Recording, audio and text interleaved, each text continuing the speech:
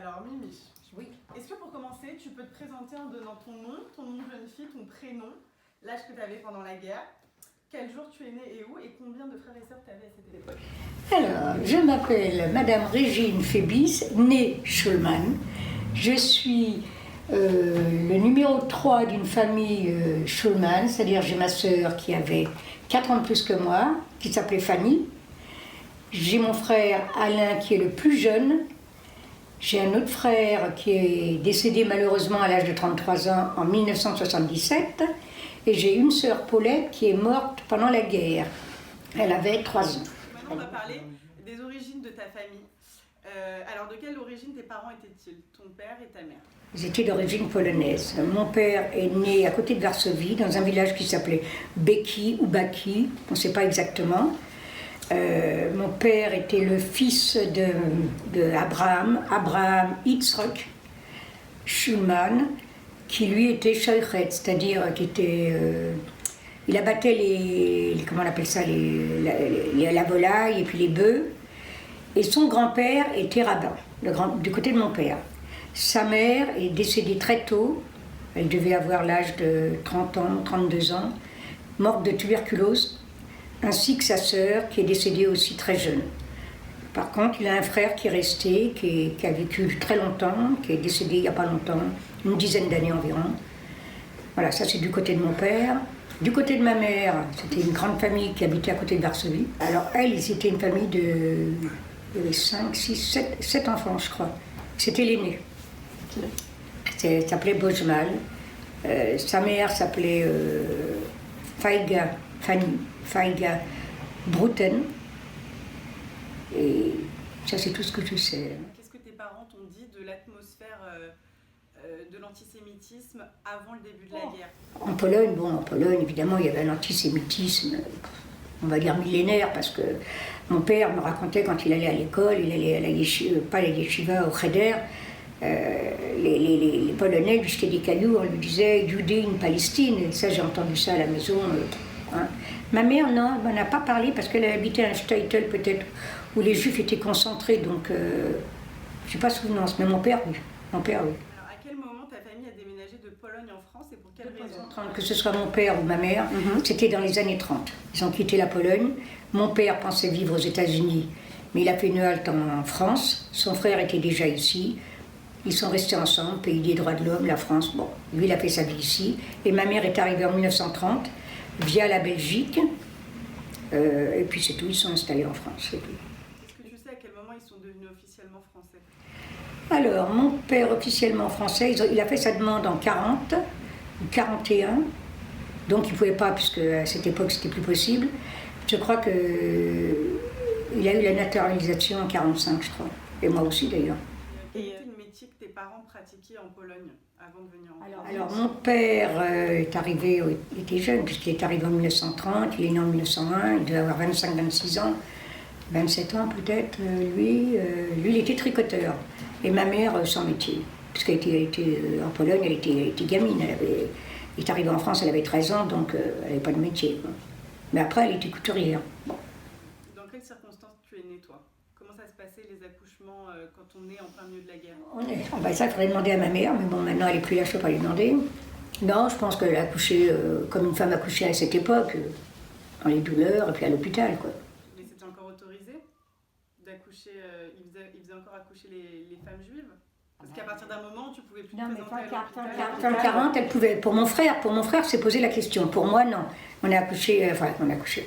Moi, je suis née à l'hôpital Rothschild, on pouvait encore à cette époque, alors que mon frère, quand il est né en 43, il ne pouvait pas. Là, c'était pas possible. Elle a accouché elle n'avait pas le droit, en fait. Elle a accouché à l'hôpital Saint-Louis grâce à une infirmière qui habitait un immeuble à côté de chez nous, dans le Marais. Dans quel milieu tu es née, toi? C'était un milieu aisé, bourgeois, modeste, pauvre? Je dirais modeste, mais mes parents étaient fabricants de tricot, donc on va dire qu'on était aisés, pas riches, mais enfin, on manquait de rien, quoi. On manquait de rien, non, je dirais pas bourgeois parce que c'est pas le terme, pas riche parce que c'était pas non plus, mais pas pauvre. Donc on était modeste, mais bien, enfin bien, voilà. On n'a pas souffert.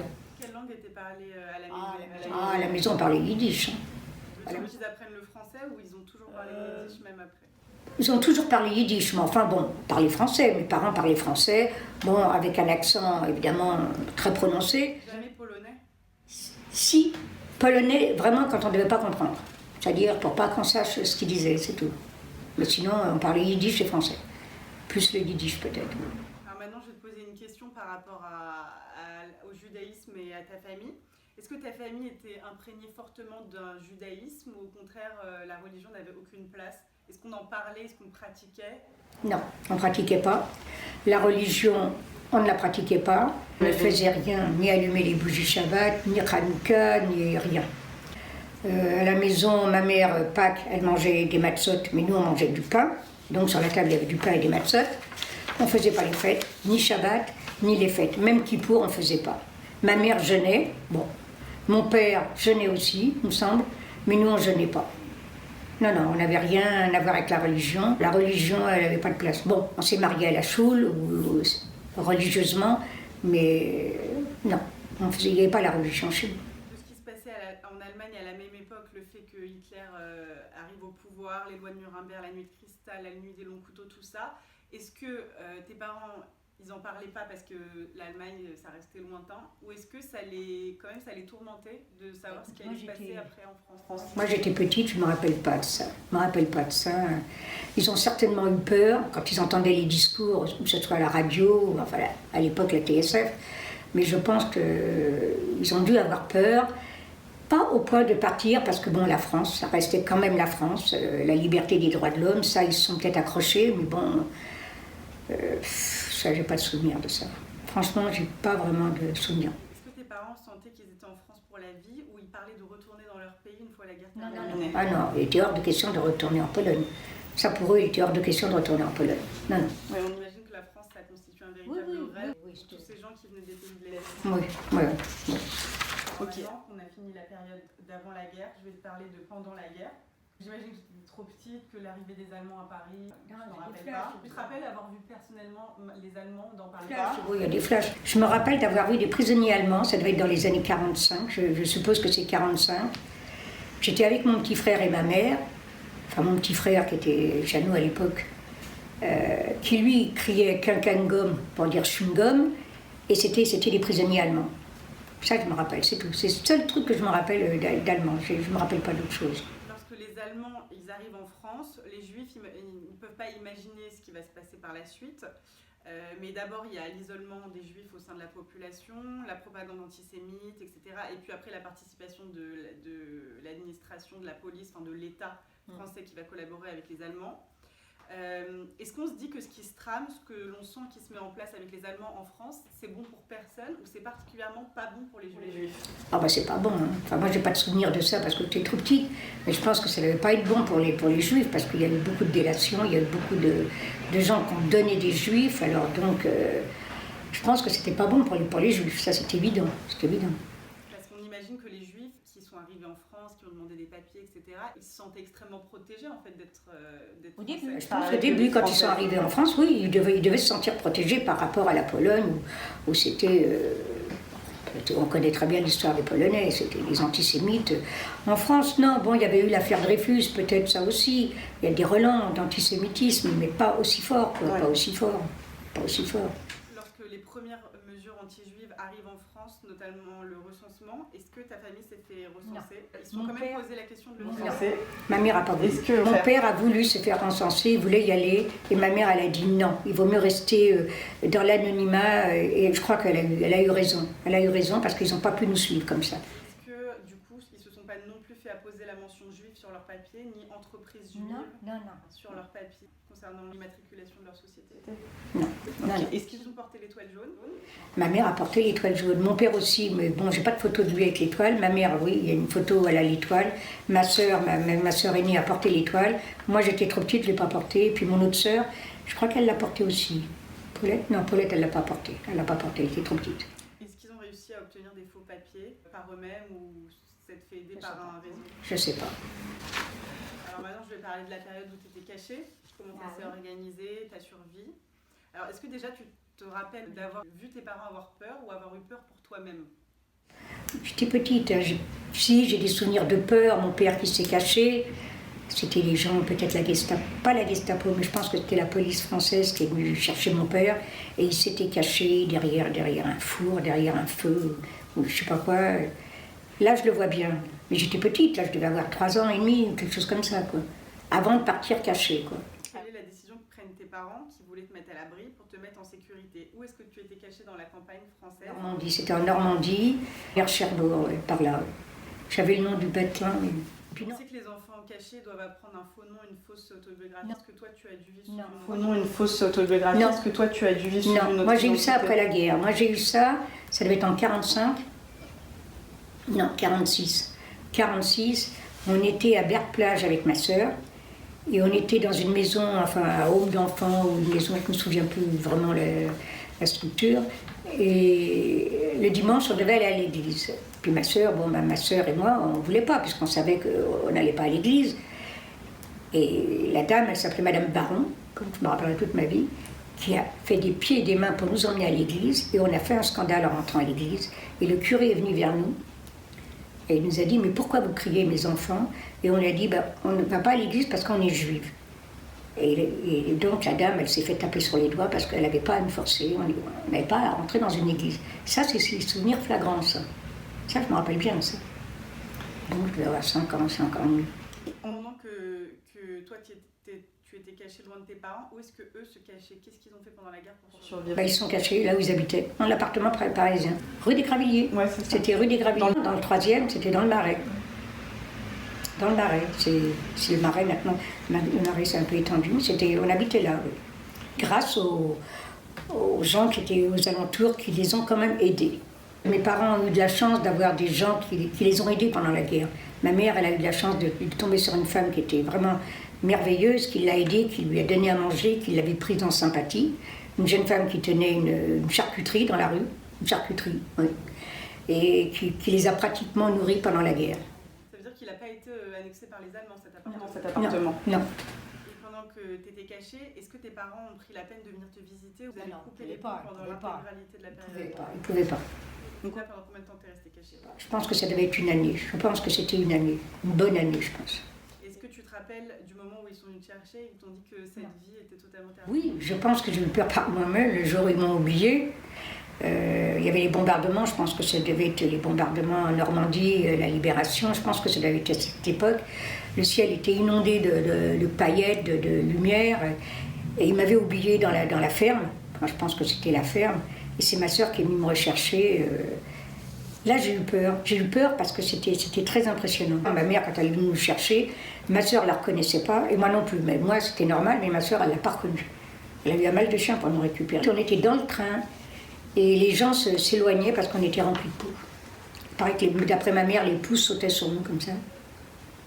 C'est tout ce que je me rappelle. Ça. Avant de conclure cette partie, est-ce que tu peux nous parler de ta sœur aînée Paulette, qui était également cachée chez une nourrice et qui est décédée pendant la guerre en 1943? Oui, alors moi je n'ai pas de souvenir d'elle, alors aucun souvenir. On avait un an d'écart, donc elle est morte à 3 ans, moi j'en avais 2. Je n'ai pas de souvenir. Mais ce que ma mère me dit, c'est qu'elle avait été cachée chez une nourrice et elle avait des problèmes articulaires, enfin rhumatisme articulaire. Donc elle lui avait apporté de l'argent pour la soigner. Apparemment, les soins n'ont peut-être pas été comme ça aurait dû. Et elle est décédée en 1943. Elle est décédée en 1943. Et elle est enterrée à Banu, oui, bien sûr. Alors, maintenant, on l'appelle après la guerre. Après la guerre, là, on a commencé à se rappeler de certaines choses. Alors, est-ce que vous êtes retourné dans la ville que vous avez quitté Paris ou vous êtes parti vous installer ailleurs dans le but de commencer une nouvelle vie? Non, on est resté à Paris, rue des Gravilliers. Mon père a fait son atelier là-haut et puis il a travaillé avec ma mère et puis une employée et puis voilà, après la guerre. Vous avez trouvé tous vos biens? Bon, les biens. Enfin, je sais pas ce qu'il avait comme bien mon père avant la guerre, hein, je sais pas, pendant la guerre, je sais pas non plus. Moi, je me rappelle des machines, bon, maintenant, je sais pas si pendant la guerre, ils les avaient, hein, je sais pas. Alors, est-ce que vous avez retrouvé de la famille en France et est-ce que vous avez su ce qu'il était advenu de vos familles respectives restées dans les pays de l'Est, qui n'avaient pas émigré en France? Ceux qui sont restés dans les pays de l'Est, aucun souvenir, rien du tout, on pense qu'ils sont tous morts ou gazés. Ma mère, sa famille a été déportée de France, puisqu'ils habitaient au Faubourg Saint-Martin. Ils sont tous partis, que ce soit Pithiviers, Beaune-la-Rolande, Drancy, ils sont tous partis et ils ne sont pas revenus. Aucun. Ils ont fini à Auschwitz, bien sûr, bien sûr. Et tu peux nous expliquer pourquoi ta mère a survécu alors que tous ses frères et sœurs ont été... Elle a survécu parce qu'elle était déjà mariée. Ouais. Déjà, elle était mariée, elle n'était pas avec sa famille. Elle n'était pas au domicile familial lorsqu'ils ont été raflés pendant la rafle du Veldiv, en juillet 42. Absolument, bien sûr. Du côté de ma mère, toute la famille est déportée. C'est la seule rescapée. D'accord. C'est tout. Ouais, c'est la seule. Elle courait à l'hôtel Lutetia jusqu'aux dernières années. Je crois que ça a dû se terminer en 50, 48, 50. L'hôtel Lutetia avec les noms affichés et tout.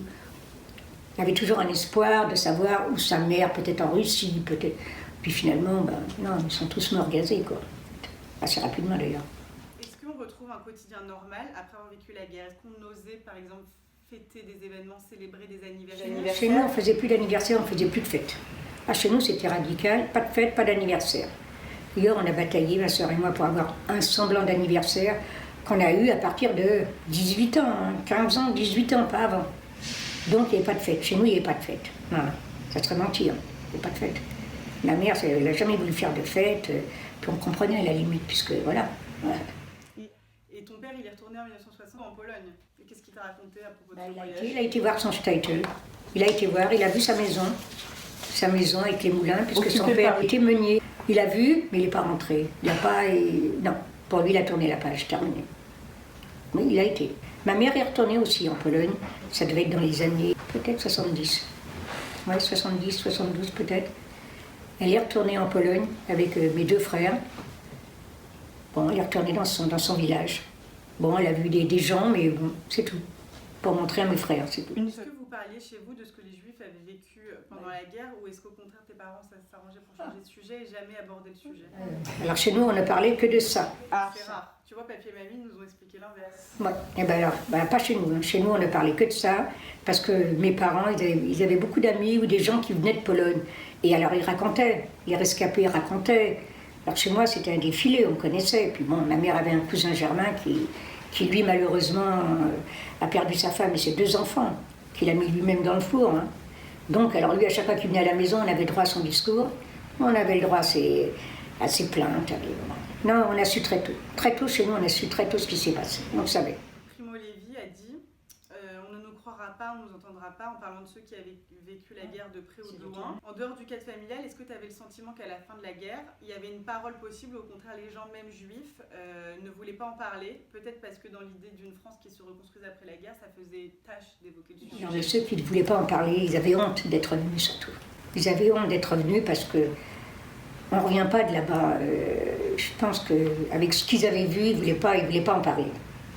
C'est ça surtout. Toi-même, par exemple, parmi les enfants cachés, tu as ressenti un jour cette culpabilité d'avoir été caché quand on sait que les 11 000 enfants qui ont été déportés dans les camps, il y en a eu 0 qui sont revenus. Est-ce que tu penses qu'on a honte de survivre? Non, moi j'ai pas eu. Non, je suis pas coupable. Non. J'ai pas eu ce sentiment, non, du tout. On voulait parler des justes comme on a fait avec Papy et Mamie, mais toi, du coup, ils n'ont pas été considérés comme justes parce qu'ils ont fait ça contre de l'argent. Voilà, non. C'était des gens quand même qui gardaient quand même une trentaine d'enfants juifs. Hein. Donc, je pense qu'elle a gagné sa vie, bon, par rapport à ça. Et puis d'un autre côté, elle n'était pas obligée de nous cacher non plus. Même si elle l'a fait pour l'argent, elle nous a quand même sauvés. Voilà, ça il faut reconnaître. Est-ce que tu as gardé contact avec des gens avec qui, par exemple, tu avais été caché? Tu n'as jamais cherché à en retrouver plus tard pour évoquer des souvenirs communs? Non. Et ma mère n'a pas gardé de rapport avec la famille qui nous a cachés. Tu n'as jamais cherché à retourner à l'endroit où tu avais été caché? J'ai voulu y aller avec ma sœur, et puis puis on a laissé tomber, on ne l'a pas fait. Non, on ne l'a pas fait. Depuis la fin de la Seconde Guerre mondiale, on entend souvent la politique du plus jamais ça, or on constate qu'il y a eu d'autres génocides depuis, en Afrique notamment. Est-ce que tu penses que les gens ont la mémoire courte? Moi, les gens ont la mémoire courte, et ça se reproduira, bien sûr. Moi, je pense que ça se reproduira de toute façon. Ah oui, bien sûr. Il n'y a qu'à voir en ce moment l'antisémitisme qui augmente dans le monde, que ce soit aux États-Unis, que ce soit en Irlande, dans les pays du Nord, en France. Ouais, ça sera d'une autre manière, mais il y aura encore, peut-être pas des pogroms, mais il y aura encore beaucoup de... je ne sais pas, je ne peux pas mettre de nom dessus, mais... Quand on entend Jean-Marie Le Pen qui qualifie les chambres à gaz de détails de l'histoire et plus généralement la banalisation du révisionnisme et du négationnisme et d'autres Forisson, Dieudonné, Maurice Bardèche. Qu'est-ce que toi tu as à leur répondre, toi qui as vécu cette partie noire de l'histoire? On peut pas parler des gens comme ça. On ne peut pas parler des négationnistes parce que d'abord ils ne t'écoutent pas, ils sont dans leur délire, moi je dirais. Bien sûr, ils peuvent dire que ça n'a jamais existé. Ils peuvent le dire parce qu'ils ne sont pas concernés. De toute façon, ils ne sont pas concernés. Non, on ne peut pas discuter. Moi je dis qu'on ne peut pas discuter avec des gens comme ça. De quelle manière le fait d'avoir vécu la guerre, même à un âge très petit, et de l'avoir vécu en parallèle de tes parents qui étaient beaucoup plus en âge de le vivre, et d'avoir perdu pratiquement l'intégralité de votre famille, en quoi ça a influé ta vie après d'avoir vécu la guerre? Influé, je pense qu'on devait être soudés parce que moi je vois quand j'ai voulu partir en Israël, je suis restée 2 mois là-bas, 2 mois et demi. Je suis revenue parce que je ne pouvais pas laisser mes parents. Je n'avais pas le droit de les laisser après ce qu'ils avaient vécu. Parce que je savais que j'allais leur faire du mal de toute façon si je restais en Israël. Je voulais rester. Mais, et d'un autre côté, je ne pouvais pas rester, je ne pouvais pas leur faire ça. Et pour ça, je suis rentrée. Parce que j'aurais pu rester en Israël. C'est vrai qu'à l'époque, j'étais assez... Et ma sœur a eu le même parcours que moi, finalement, parce qu'elle aussi, elle a voulu partir. Mais elle n'est pas partie, elle, par contre. Du coup, elle est restée. Non, je crois qu'on ne pouvait pas leur faire ça encore, parce qu'ils auraient trop souffert, en fait. Non. Pour ça, on est restés soudés, bon, comme beaucoup de familles. Pour finir, je vais te laisser le mot de la fin. Est-ce que tu as un message destiné à tes petits-enfants ou à tes arrière-petits-enfants qui seraient amenés, et même les générations futures en général, à voir ton témoignage plus tard? Qui tiennent compte de ce qu'on a vécu. Moi, c'est bien qu'ils sachent par où on est passé déjà, ça c'est sûr. De ne pas oublier. C'est tout. Non, je ne vois pas. Franchement, je ne vois pas. Tu me prends au dépourvu, je ne vois pas. Non, je ne vois pas. C'est pas grave, on n'est pas en direct. Ah bon, on n'est pas en direct. Bon. Non, mais je ne vois pas ce que je pourrais dire sur les petits-enfants. Ça, c'est... Transmettre. Qui ne connaissent jamais ça, c'est sûr. Qui ne connaissent jamais ça, qui n'aient jamais à être en relation avec des éléments pareils. Parce que ça va être insoutenable. Moi, j'en ai vécu sur le recul, parce que je ne l'ai pas vécu vraiment pendant la guerre. Mais bon, on a quand même assez souffert après la guerre de ça, à cause de mes parents, quoi, tu vois. Je ne veux pas que vous connaissiez la même chose. Mais sinon, que tout se passe pour le mieux, quoi.